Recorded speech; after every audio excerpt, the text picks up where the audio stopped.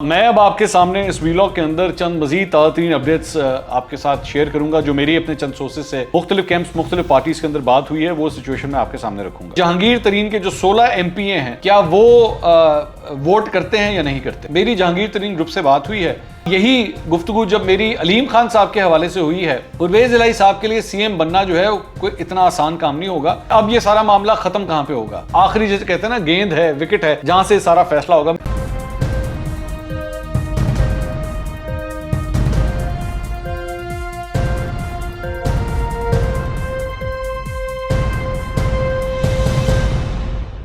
अस्सलाम वालेकुम नाज़रीन, मैं हूं मंसूर अली खान। अपने YouTube चैनल के ऊपर आपको खुशामदीद कहूँगा। सबसे पहले आपसे दरख्वास्त के चैनल को सब्सक्राइब करना मत भूलिएगा और बेल आइकन ज़रूर प्रेस कीजिएगा। नाज़रीन, जो सियासी कश्मकश चल रही है आज सारा दिन, वो तो आपने देख ही लिया। मैं अब आपके सामने इस वीलॉग के अंदर चंद मजीद ताज़ा तरीन अपडेट्स आपके साथ शेयर करूँगा जो मेरी अपने चंद सोर्सेज से मुख्तलिफ कैंप्स मुख्तलिफ पार्टीज़ के अंदर बात हुई है, वो सिचुएशन में आपके सामने रखूँगा।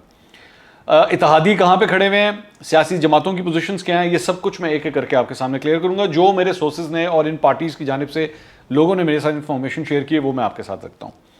सबसे पहले आ जाइए काफ लीग के ऊपर, क्योंकि आज सबसे बड़ी डेवलपमेंट मेरी नज़र में काफ लीग से आई है कि परवेज इलाही साहब ने यह फैसला किया कि वो हुकूमत के साथ जाएंगे।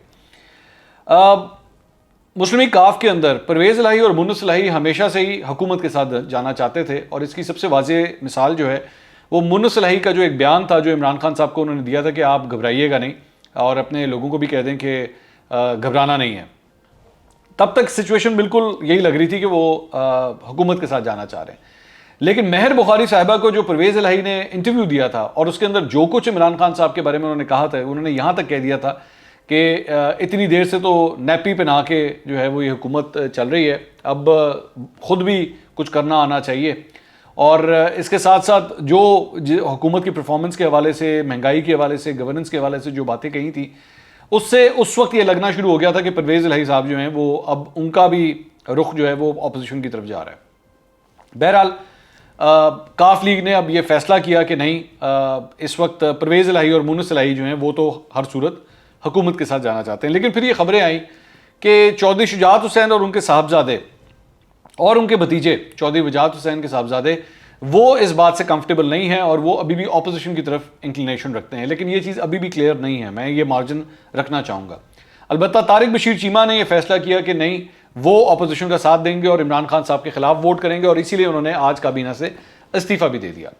उनके बारे में ये खबर है कि वो अगला इलेक्शन, भावलपुर से उनका ताल्लुक है, और वो अगला इलेक्शन किसी सूरत भी नून लीग की सपोर्ट के बगैर जीत नहीं सकते, जिसकी वजह से वो उनकी इंक्लिनेशन नून लीग की तरफ थी। और उन्होंने चौधरी शुजात से इजाज़त लेके ही जाके अपना इस्तीफ़ा जमा करवाया था। अब सवाल यहाँ पे ये होता है कि अगर काफ लीग ने ये फैसला कर लिया मजमूई तौर पे कि वो इमरान खान साहब के साथ खड़ी है, तो क्या तारिक बशीर चीमा के ऊपर डिफेक्शन की क्लॉज लगेगी या नहीं लगेगी? सवाल यहाँ पे ये पैदा होता है कि अगर पार्टी के सरबराह इसके खिलाफ कोई एक्शन ही ना लें, क्योंकि ये ज़रूरी है कि पार्टी के सरबराह की जानिब से ये शिकायत की जाए कि जी इन्होंने मेरी मर्जी के बगैर जाके वोट किया है, तो तब ये प्रोसेस सारा स्टार्ट होगा। लेकिन ऑब्वियसली इस मामले के ऊपर कानूनी माहिरीन जो है वो मुख्तलिफ राय भी रख सकते हैं। लेकिन मेरी जो चंद लोगों से बात हुई तो उसके अंदर उन्होंने ये पॉइंट किया। अच्छा, काफ लीग की ये जो भी सारी सिचुएशन है, इसकी जो गारंटी दी गई थी वो दी गई थी आसिफ अली जरदारी साहब की जानिब से। पाकिस्तान पीपल्स पार्टी खुद भी इस वक्त शौक में है, परेशान है कि ये सारा कुछ जो है वो तो हम हैंडल कर रहे थे, तो परवेज इलाही साहब ने आखिर ये फैसला क्यों किया है। मुस्लिम लीग नून भी जारी बात है इस वक्त शौक में है और गुस्से में है कि ये सारी कमिटमेंट जो हैं ये जरदारी साहब की जानिब से हैंडल की जा रही थी, तो आखिर ऐसा क्यों हुआ है। लेकिन दूसरी जानिब काफ लीग के अलावा अगर दूसरा एक और इत्तेहादी की बात करें तो वो MQM है। MQM की पोजीशन बड़ी इंटरेस्टिंग होगी, क्योंकि MQM एक ऐसी इत्तेहादी है जिसने अभी तक कोई अनाउंसमेंट नहीं की। अच्छा, ये भी मैं आपको बता दूं कि परवेज इलाही साहब को जो कमिटमेंट दी गई थी वो इस बुनियाद के ऊपर CMशिप की कमिटमेंट दी गई है कि वो बाकी इत्तेहादियों को भी साथ लेकर आएंगे। तो MQM ने तो अभी तक ऐलान नहीं किया, लेकिन हुकूमत ये क्लेम कर रही है कि हमारे उनके साथ भी मामला तय पा गए हैं और उनको एक वजारत भी दी जाएगी पोर्ट एंड शिपिंग की। अली जैदी साहब के पास जो है वो उनसे ले ली जाएगी और इनको दे दी जाएगी, और अली जैदी साहब को हाउसिंग की जो वजारत है जो तारिक बशीर चीमा साहब ने छोड़ी है वो वजारत उनको दे दी जाएगी। इसके साथ साथ सिंध की गवर्नरशिप इमरान इस्माइल साहब जो है मोस्ट प्रॉब्ली शायद खाली करेंगे और वो भी MQM को दे दी जाएगी। लेकिन एमक्यूएम ने अभी तक भी अपने कार्ड शो नहीं किए हैं, वो अभी मजीद मुशावरत करना चाहते हैं। अच्छा, इस सारी चीज़ के अंदर एक और इंटरेस्टिंग, एक और इत्तेहादी की बात जो है वो बाप की है।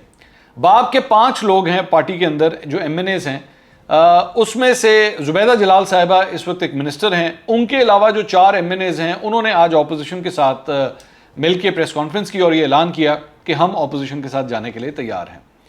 अब इस सारी सूरत हाल के अंदर जो बाप की जो अनाउंसमेंट है, बल्कि उस प्रेस कॉन्फ्रेंस में उन्होंने यहाँ तक इकरार कर लिया कि जनाब जो पिछली दफ़ा हमने नून लीग की गवर्नमेंट हटाई थी वो भी हमने फौज की वजह से हटाई थी, ये भी उन्होंने इकरार कर लिया। और साथ ही साथ आज ये भी ऐलान कर दिया कि वो अपोजिशन के साथ हैं। बाप के बारे में यही कहा जाता है कि वो कभी भी इस्टेब्लिशमेंट की इजाज़त के बगैर कभी कोई कदम नहीं उठाती। यहाँ तक कि आपको याद होगा कि जब सादिक संजरानी साहब को चेयरमैन सेनेट बनाना था तो मरियम नवाज ने भी ये कहा था कि जी बाप के बाप ने ये सब कुछ करवाया है, उनका इशारा भी इस्टेब्लिशमेंट की जानिब था। तो उसी बाप ने आज ये फैसला किया है कि वो अपोजिशन के साथ खड़े होने के लिए तैयार है। अब इस सारी चीज़ ने बड़ी कन्फ्यूजन पैदा कर दी है कि एक जगह परवेज़ इलाही ये फैसला कर रहे हैं और दूसरी जगह बाप जो है वो ये फैसला कर रही है कि वो अपोजिशन के साथ खड़ी होगी। अब आज ये सारे मामले के अंदर जरा 1 मिनट के लिए पंजाब की तरफ, कि परवेज़ इलाही जो है वहाँ पे सीएम बनना चाहते हैं और वो सीएम किस तरह बनेंगे। अच्छा, इस सारे मामले के अंदर जो इस वक्त प्रेजेंट गेम है, इसमें इंटरेस्टिंग बात यह है कि अभी तक उस्मान बुज़दार साहब के हवाले से खबर आई कि उन्होंने इस्तीफ़ा दे दिया है, लेकिन अभी तक जब तक ये मैं वीलॉग रिकॉर्ड कर रहा हूँ वो इस्तीफ़ा मंजूर नहीं किया गया है, अभी वो मंजूर होना बाकी है। इस सारे मामले के अंदर जाहिर बात है गवर्नर पंजाब ने उस इस्तीफ़े को मंजूर करना है, वो इस्तीफ़ा अभी तक मंजूर नहीं हुआ है।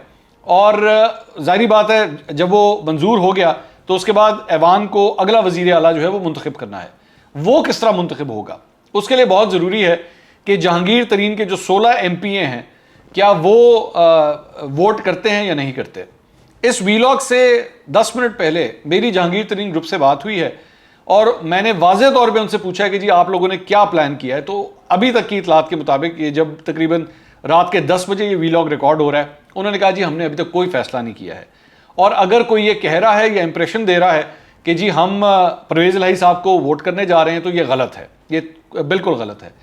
उसके बाद यही गुफ्तगू जब मेरी अलीम खान साहब के हवाले से हुई है, अलीम खान ग्रुप के हवाले से, तो उन्होंने तो एक्चुअली मुखालिफत का कहा है कि जी हम तो किसी सूरत भी काफली को वोट नहीं देंगे या परवेज़ इलाही साहब को वोट नहीं देंगे।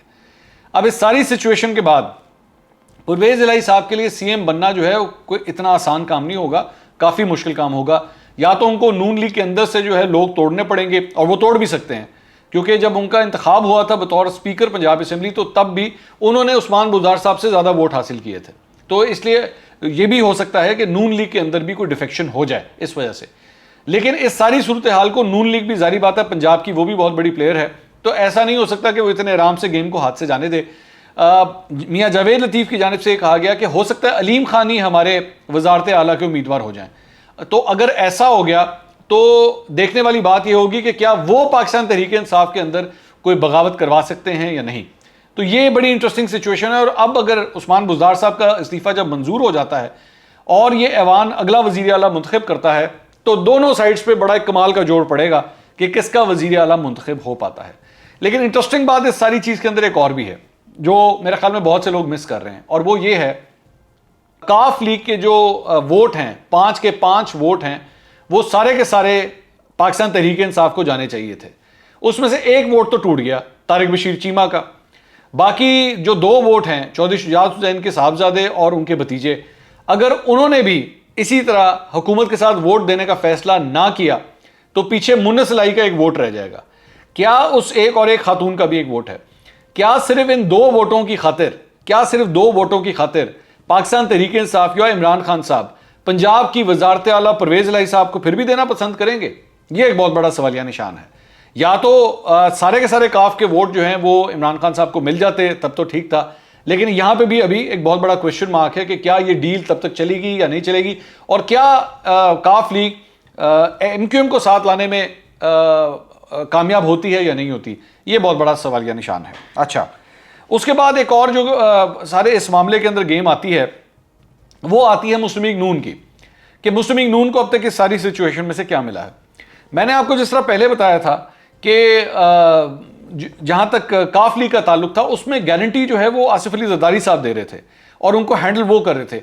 यहां पे ऑपोजिशन के साथ मामलात के लिए जो गारंटी दी जा रही थी वो दी जा रही थी मौलाना फजलुर रहमान की और मुस्लिम लीग नून की। अब अगर इस सारी सिचुएशन में आसिफ अली जरदारी साहब अपनी कमिटमेंट पूरी करने में कामयाब नहीं होते तो फिर इस सारी बात के बाद क्या एमक्यूएम को जो गारंटी नून लीग ने दी थी क्या वो भी बरकरार रहेगी या नहीं रहेगी, ये बहुत बड़ा सवालिया निशान है। तो ये इसके वो भी देखने वाली बात है कि क्या नून लीग उनको फैसिलिटेट करती है या नहीं करती, एक बात। उसके बाद एक और जो खबर है उसका ताल्लुक है कि अब ये सारा मामला ख़त्म कहाँ पे होगा, वो कौन सा आखिरी जगह है, वो कौन सी आखिरी जैसे कहते हैं ना गेंद है, विकेट है, जहां से सारा फैसला होगा। मेरा ख्याल में सारी बात जो है वो ultimately supreme court of Pakistan की तरफ जा चुकी है।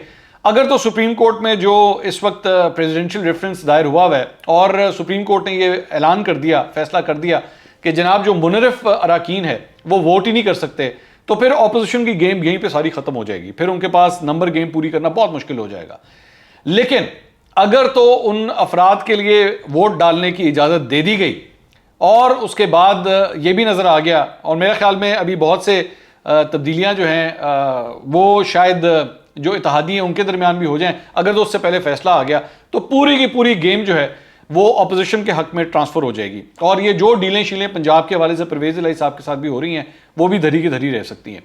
तो इसलिए मेरे ख्याल में अभी भी गेम चल रही है, अभी सब कुछ खत्म नहीं हुआ है ना, तो ये अब ऑपोजिशन के हक में है। हाँ, अलबत्ता ऑपोजिशन को आज एक बड़ा झटका जरूर लगा है, ये मानने वाली बात है, ये काफ लीग की वजह से या परवेज़ इलाही साहब की वजह से एक बड़ा झटका लगा है।